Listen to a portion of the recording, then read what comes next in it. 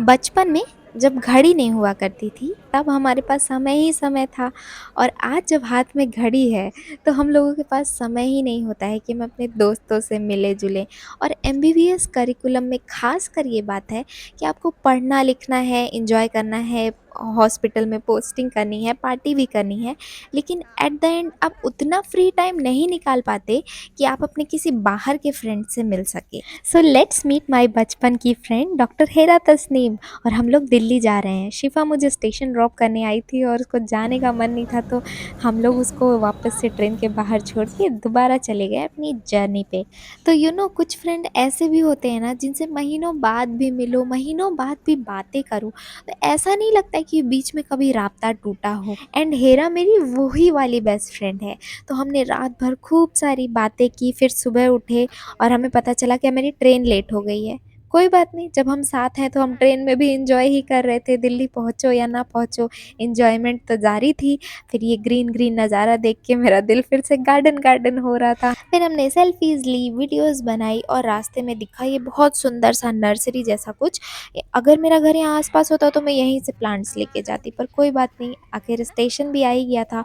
और train late होने की वज़ह से ना बिल्कुल धूप हो गया था, तो हम लोग स्टेशन पे उतरे और फिर डिसाइड कर रहे थे कि कैसे जाना है। हम लोग हीरा की बहन के घर जाने वाले थे।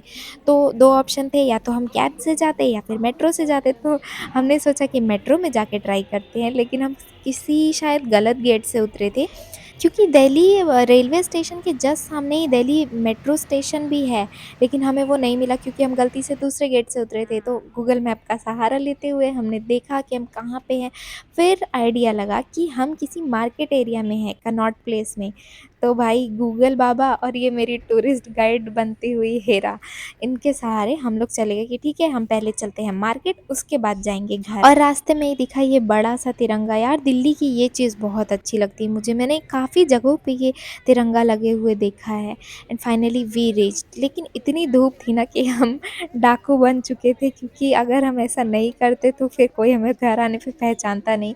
And we enter in Janpath market. अब एंटर तो कर गए थे जनपथ मार्केट में, लेकिन हमें बार्गेनिंग का कोई आइडिया नहीं था। और वहाँ पे सब इतना ज़्यादा बढ़ा-बढ़ा के दाम बता रहे थे। और हमारे हुलिये से ना, पता है, पक्का शॉपकीपर्स को भी पता लग गया होगा कि ये लोग न्यू है, इसलिए वो ज़रा भी प्राइस कम ही नहीं कर रहे थे। सब के सब स्कैम करने में लगे हुए थे। और पता है, गोलगप्पे वाले ने भी स्कैम कर लिया।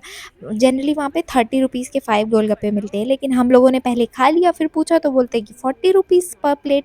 अब बताओ, बनारस में तो 40 रुपीज़ में हम कितने 20-25 गोलगप्पे खाते, वहाँ 5 गोलगप्पे में मुँह बना के बस चले आना पड़ा।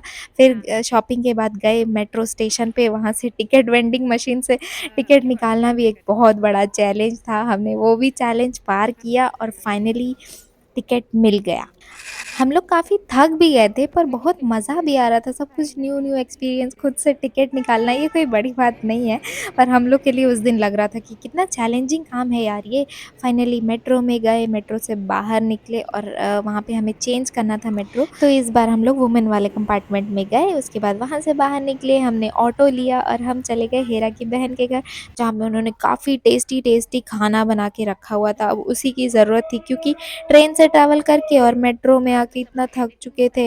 और इसके बाद खा पी के सो गए। अगला व्लॉग जो है वो हम लोग जाने वाले हैं सरोजनी मार्केट, तो वो व्लॉग देखना मत भूलना आप।